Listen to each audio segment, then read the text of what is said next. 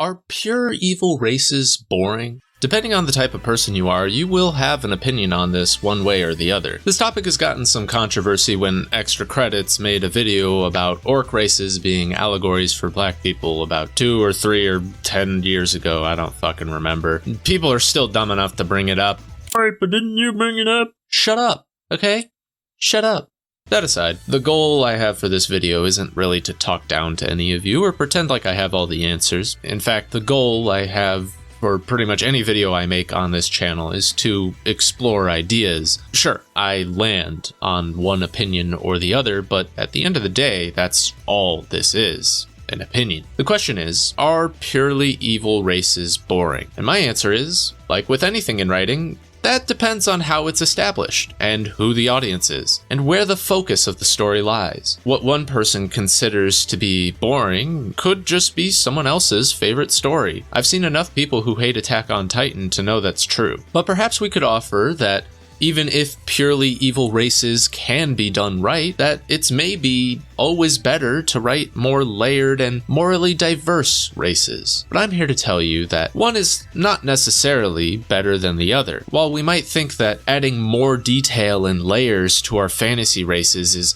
ultimately better than not doing so, sometimes the devil is in the details. That is to say, sometimes too much detail can make something more boring, not less. One example of this is races that don't really distinguish themselves from human beings. And perhaps that is what you intend to do when you write humanoid races. If it is your intention to show that humanity exists in more than just human beings, then that's a fine statement to make. However, if every race is simply human, but with extra steps, then why even have other races in the first place? If the only true difference between a man and an elf is that one has pointy ears and the other doesn't, then what's the point of having an elf in your world? And how is that any more or less boring than a race which is purely good or evil? Tolkien is at the heart of this topic, I think. I don't think anyone can argue against the quality of The Lord of the Rings unless you're being a contrarian, especially when it comes to his world building. It has been looked to as an example for how to write fantasy stories, as well as how to establish deeply rooted lore and culture for fictional races. Elves are not just humans with extra steps. They are people who live long lives and often remember the lessons which humanity must relearn. Dwarves are a strong and proud people. They craft ingenious mechanical works because they are so closely tied to the forge and craftsmanship. And then there are orcs and uruks. In the canon of Tolkien,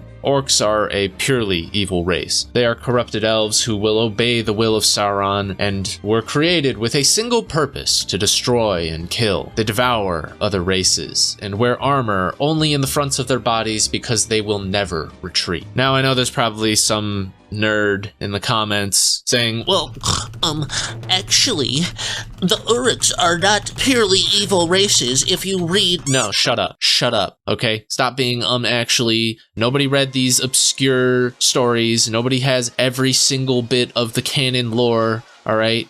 What Tolkien wrote and what he struggled with was the purely evil race that were the Uruks. Regardless, I don't think anyone has ever made an argument that these orcs are boring, unless they have dug extremely deep into the lore of Tolkien and found the orcs to be lacking. I don't think the orcs being a purely evil race in The Lord of the Rings has ever been an issue in the overall narrative of the books or the movies. In fact, I think it's very useful for the narrative. Sometimes adding too much variation into the morality of your fictional races can bog down the motivations and driving conflict of your story. How can heroes be considered heroes if the orcs that they kill might have a wife and kid at home? And although we can ponder these moral quandaries and choose to put it at the center of our stories, it's not always a question that needs to be posed nor answered. Sometimes we don't care to think about how that stuff actually works, or to see our protagonists traumatized over the brutality of war. Sometimes we just want to see cool John McFighterman kill a bunch of goblins in a cave. Speaking of John McFighterman killing a bunch of goblins in a cave, the only good goblin is a dead goblin that never crawled out of their dirty little hole, and no one knows that better than the Goblin Slayer himself. A warrior who fights against a race of creature who possesses no females in their species and therefore must force themselves on women and other races to reproduce. Perhaps there could be a good goblin, or perhaps not. Does that matter in the world of Goblin Slayer? No, not really. In fact, it's the opposite. I feel the appeal of Goblin Slayer as a series would be lost if they pondered the moral implications of whether a good goblin can exist, especially since this race of creatures is literally born from evil and biologically designed to perpetuate its species through evil acts. The goblins of Goblin Slayer are a pure evil race because it would get in the way of the plot to ponder the morality of killing an entire species otherwise. We established that these creatures do not need to exist, nor do they serve a biological purpose, and while they may still fear and have a drive to survive, they do not always deserve to live and perpetuate themselves. After all, mosquitoes exist, and I'm pretty sure every single one of us would like to genocide mosquitoes. We get to enjoy watching goblins die because we can be assured as the audience that they are evil. There are no moral hang-ups about it, just like there aren't usually moral hang-ups about a main protagonist killing a bunch of guards or assassins. It's understood that someone who tries to kill you is risking death themselves. And unless the main character makes it a point that killing others is wrong, even in self-defense, then it's fine to kill the faceless bad guys because they are bad guys. Let's say that Goblin Slayer did decide to show that there are exceptions. They made a character called Gubbo the Goblin, a perfectly reasonable goblin who speaks the common language and has taken a vow of celibacy so as not to harm others or perpetuate its evil species. Or perhaps whatever relationship Gubbo gets into, it is fully consensual. Perhaps this character can force Goblin Slayer to ponder the morality of killing every goblin, to come to an understanding that it is possible for goblins to be good. They might waver in their conviction to kill all the goblins, or they may ignore Gubbo the Goblin as the only example. But then that would not be Goblin Slayer as a story. And in fact, if the show ever introduced a character like that, there would be no going back from it. Once it is established that there is one exception, then it is only logical to believe that a purely evil race is only evil due to circumstance and upbringing. Their evil is not inherent, and therefore every member of it has equal capacity to be good. Skyrim introduced this moral implication through Paarthurnax, a meditative dragon who lived much of his life pondering his true nature and overcoming his evil desires. He is a much beloved character in the world of Elder Scrolls, but he also establishes that dragons can be good. They can speak and understand others. They can come to be better than what they were born to be. So when we kill these dragons in Skyrim, are we the protagonists not committing some level of evil? In fact, are the Blades, a faction of dragon slayers who seeks their extinction, not evil? Paarthurnax isn't the only example of a good dragon, but in the eyes of the Blades, it doesn't matter. He is a dragon and he must die. And in typical Bethesda fashion, if you progress the Blades questline far enough, you must kill Paarthurnax. There is no other option made available to you. The Blades are immune to death because of video game shenanigans, so you can't kill them instead. And if you try to talk to Paarthurnax about it, your only option is to start a fight. That sucks. And it always has. Paarthurnax is a great character, and the concept of overcoming your true nature through careful meditation and hard work is inspiring. But it's ruined by the idea that the Blades are good people for wanting to kill all the dragons. Yes, dragons may burn villages and kill people. They may be greedy to a fault and seek to conquer the world. However, that does not mean they are evil, nor does it mean that they cannot become like Paarthurnax. If we have one good dragon, that means we can have more than one good dragon.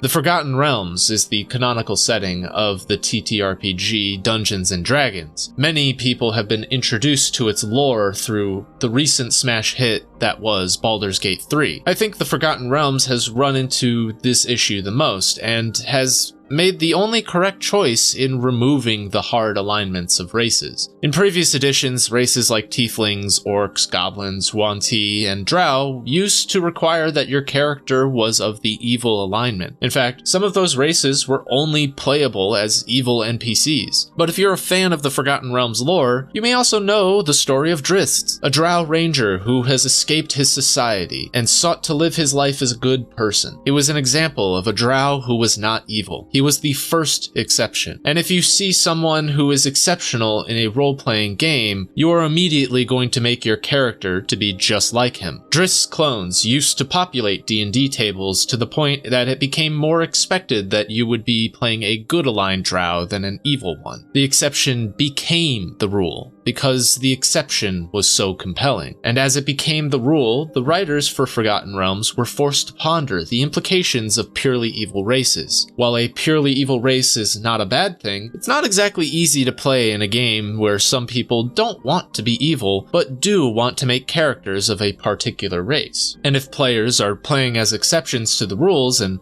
proving that it is possible, then you can no longer have a purely evil race. And so, Forgotten Realms has largely removed alignment charts and requirements from the game entirely, aside from a few things here and there. The point I'm trying to make in all of these examples is that one is not better than the other, but you can do neither halfway. You cannot have a single good individual while the rest of the race is inherently and unavoidably evil. If it is possible for one to be an exception, then it is not a pure evil race, and it never was. But there is a way to create a more compelling pure evil race than to just simply say that these people are irredeemable, inhuman monsters from birth. Frieren is a show that I will never shut up about and never not use as an example on this channel because it is just that good. Even if you are not an anime fan, you should definitely watch Frieren. But among the people who believe that an all-evil race is inherently boring and limits the writers to social situations between that evil race and the human characters, Frieren proves it can still be intriguing. The demons of Frieren look human. They are the typical anime portrayal of a demon on the surface. Basically just sexy humans with horns and a lot of magical powers. However, demons are not treated as humans with horns, and their human appearance is merely the shape they take in an effort to manipulate humans. It is their method of survival and gaining an advantage over others. Demons are not just a race which is inherently evil, they are a race that is simply not wired the same way as a human is. They have no capacity for empathy, and do not view the lives of others beyond selfish utility. Demons are a race of psychopaths, genuine psychopaths. Not the maniacally laughing, mustache-twisting psychopaths of media, but the cold, calculating, and efficient psychopaths who will mimic empathy and emotion because it helps them to survive and blend in with people who actually have those things. Demons do not speak because they want to communicate with humans in Frieren. They speak as a matter of utility. They speak because it helps them to manipulate humans and exploit their empathy. Like a hunter mimicking the mating call of the animals they hunt, demons speak to set their prey at ease and make them easier to kill. In Frieren, demons do not have maternal instincts. They are not raised by mothers or fathers, and they do not care about family ties. They work together only because it is convenient for them to do so, and because it helps them get more resources. So when a demon calls out for their mother before being killed, it is because it saves their life and makes the humans hesitate, not because they are actually afraid to disappoint their mothers. This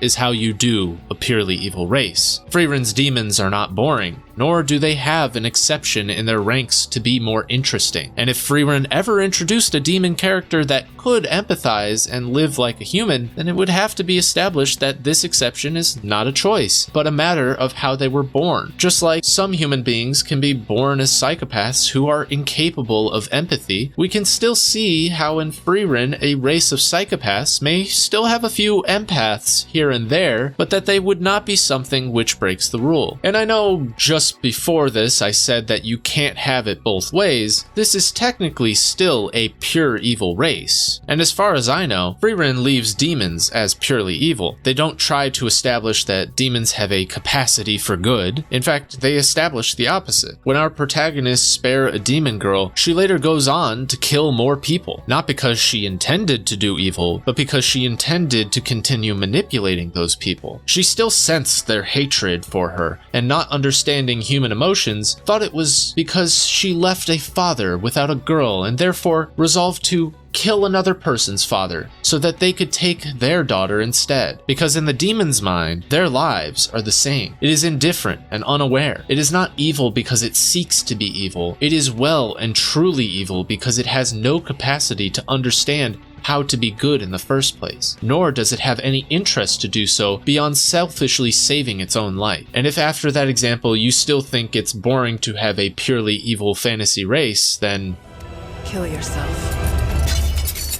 Jokes aside, I think in any of these examples that I listed, we can clearly see that stories would be worse, not better, if the writers introduced exceptions. What I'm trying to get at is that these things should be done intentionally, and they should be recognized for what they are. Choices. Choices you can make in your writing, which you should fully commit to one way or another. If you choose to have a fictional race which is not bound by morality, then you should also ensure that that race is not simply humans, but with blue skin. Sure, we can have races which are human adjacent, but what we need to understand is how their race affects who they are and how they act. I know if I was born with knives for hands, I probably would not become a writer. Maybe like a chef or something, I don't know. The racial traits of your characters can influence who they are and what they are capable of doing. Play around with those ideas. For example, how does having a tail change how that character interacts with the world or views the world? There may be more answers to that than you think. Also,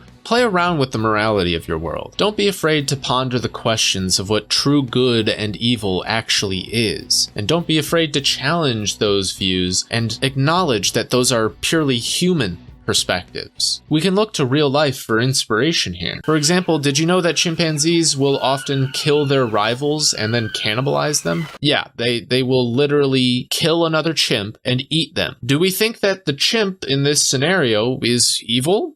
Well, some of us might, but that's because we're viewing the chimp through our own human perspectives. We can see cannibalism as something inhumane and unethical, but to the chimp, all they see is a dead rival and a bunch of calories that should not go to waste. Killing a rival makes the chimp safer. Eating their rival ensures the chimp does not go hungry for a little while. The chimp is evil by our perception, but the chimp is not intending to be evil, nor would it likely choose to do anything else if it understood the concept of good and evil. Because perhaps to the chimp, we humans are evil for how much we waste, that we bury others in the ground instead of eating them, that we trap other species of animals to kill and eat, but waste the bodies of others. I would think of your fantasy races in the same way. If your goal is to create a purely evil race, try to remove yourself from the human sense of morality and more towards the true brutality and amorality already inherent in nature itself. So long as the actions and beliefs of the race are logical, then they can be complex while still being considered evil by humanity. To humans, the race is all evil, and they should change for the better if they have the capacity to do so. But to this evil race, it is the human beings who do not understand anything. It would be better if humanity adopted their evil traits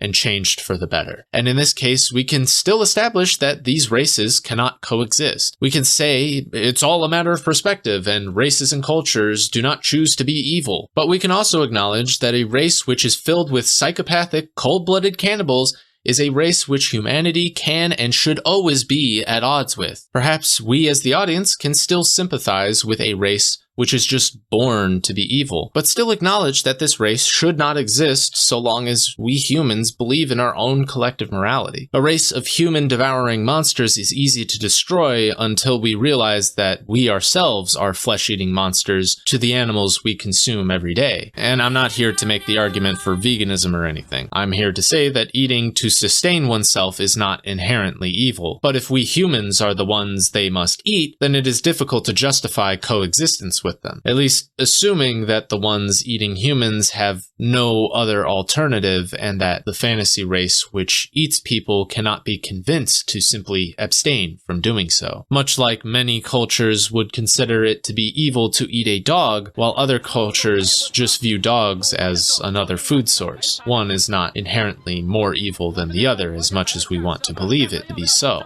My point is that you can play around with these ideas. There is no need to say whether or not one perspective is generally more correct or morally good than the other, but sometimes it's good to establish that the readers should be on the side of humans, even if we can sympathize with the reasons for why evil races are the way they are. That is the cold indifference of nature. Sometimes it goes against the social logic of humanity, and that can make for an interesting conflict for your stories. It's important sometimes to neither glorify nor admonish these things as a writer, but instead treat them as they are, indifferent facts of life and biology. I think people often get too caught up in the meta-critiques of tropes to really use those tropes properly. For example, with extra credits, they pose that writing an all-evil race is founded upon racist ideas of eugenics and racial stereotypes. The argument is that it is bad writing to have purely evil races because any race or species which mirrors humanity will inherently have exceptions and therefore cannot be entirely evil. And if it is mirroring humanity, then authors will sometimes use minority groups and stereotypes of those minority groups as inspiration, or that the writer will use their pure evil fantasy race as a dog whistle for a certain group of people that the writer does not like. And while I will say that sometimes people can be reaching when it comes to comparing things like orcs and black people, it would be dishonest to say that writers have never used evil fantasy races to otherize and perpetuate negative stereotypes about minority groups. If the only thing orcs have in common with black stereotypes is that they are vicious brutes, then chances are they're not actually an allegory for black people. But if the orc race happens to like basketball and happens to speak like black people and happens to have a war chant that's like rap music, and happens to love devouring watermelon, I don't think anyone can argue that the writer is not using orcs as a proxy for black people. It's dishonest to say that some pure evil races are not racially coded either, intentionally or not, by the one who creates those races. Why do the trade aliens in Star Wars prequels speak with a Japanese accent? Why are the grubby, long-nosed merchants Jewish coded? Why are the villagers in Minecraft Jewish? Why are the villagers in Minecraft Jewish coded? Does it ultimately harm these groups if the messaging is so subtle you don't pick up on it unless you are aware of those stereotypes in the first place? I don't know. All I do know is that you should never question why I have transported a bunch of Minecraft villagers by boat into my base where they are not allowed to leave and constantly unendingly infected with a zombie virus so that they will give me better deals on diamond armor and mending books. They're fed and I give them housing. It's not slavery. Shut up. Fuck you. Optimal Minecraft strategies aside, does racial coding like that really do harm to groups of people? Or is it just nitpicking from the audience based on a meta-critique, which would not exist unless we knew about those stereotypes in the first place? I don't really know. I'm neither Jewish nor a minority, but I haven't really heard people feeling harmed by Minecraft villagers unless they're just looking to argue on Twitter, so I'm led to believe that as long as it's able to be ignored, then it's fine. But are people racist for noticing things like this in the first place? After all, if all we can think about when we see a Minecraft villager is a Jewish person, does that not mean that the person who sees that racial coding is the one who has the problem with racism? Are the people who stand for social justice and racial equity not more racist because they are unable to perceive fiction without the lens of race? Not really. I know a lot of reactionaries do try to make this argument, but it's dishonest. Being aware of how racial stereotypes are perpetuated through racial coding is not racist in and of itself. There are some things in life that once you see, you cannot unsee. He invented interest rates like the ones on your credit card. He's taking the jobs because grapplers only hire their own kind. I just want to get rid of Now him. imagine Take a look at this picture. Now look at this part of the picture.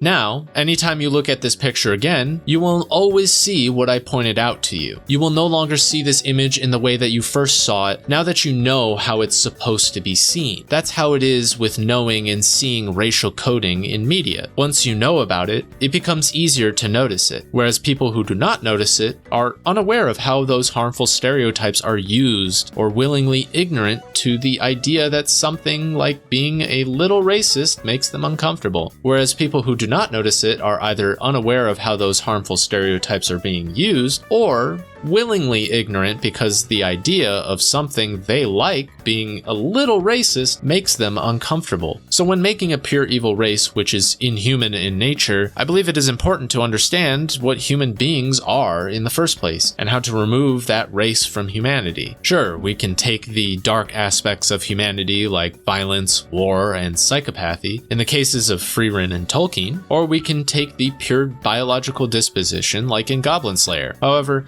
none of the races in those stories are drawing upon the negative stereotypes which we would attribute to any one group of human beings. And if they do happen to align with racial stereotypes, they should only really align if it makes sense for that species. It's racist for an evil species to be unable to swim, unless you consider that it's just an evil species of rock people, and the comparison you instinctively may or may not have made to black people in your head is now kinda weird as a result. Thinking that Endermen from Minecraft are black-coated is kinda weird if we consider that they are tall, black, cannot swim, and steal blocks. Why? Because Endermen are clearly just Endermen. They happen to have those traits, but as far as being a harmful stereotype, or a stereotype at all, after all, skeletons happen to be white, short, burn up in the sun, and shoot you on sight if they find you walking on their property. So if we are speaking in general terms, does that mean skeletons are an allegory for white people too? Of course not, because we understand they are only coincidentally falling into those stereotypes. Although if I ever see a Minecraft skeleton starting a podcast or making a video essay on YouTube, I will definitely change my opinion on that.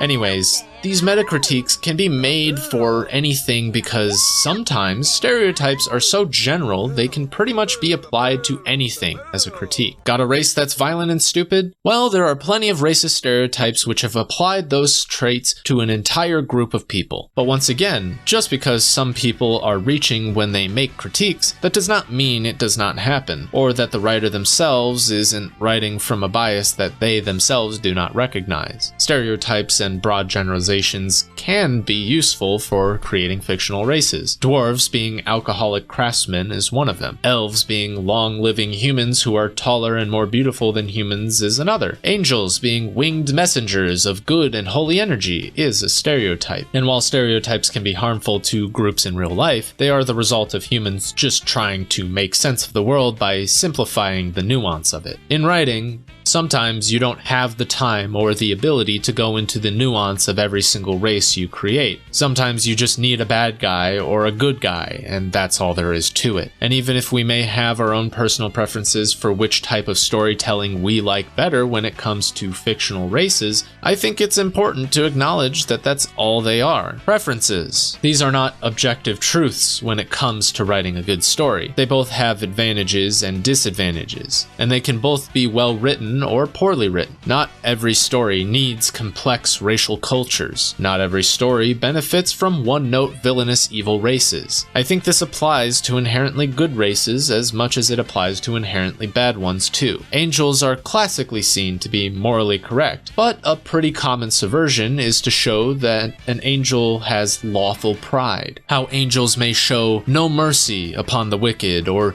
be blinded by their own self-righteousness. But in other stories, it's just nice to know that when an angel is on screen, we can trust them. Like I said, it's all about your intentions as a writer. Doing these things consciously instead of just checking boxes and going through the motions. It's about understanding the advantages and disadvantages of each style of writing and picking one and sticking to it. Writing is only boring for two reasons. Either the writer does not care about the thing they are writing, or the reader doesn't care about what they are writing. That's it. That's what it all ultimately boils down to. There isn't any magic bullet or better path to writing certain things.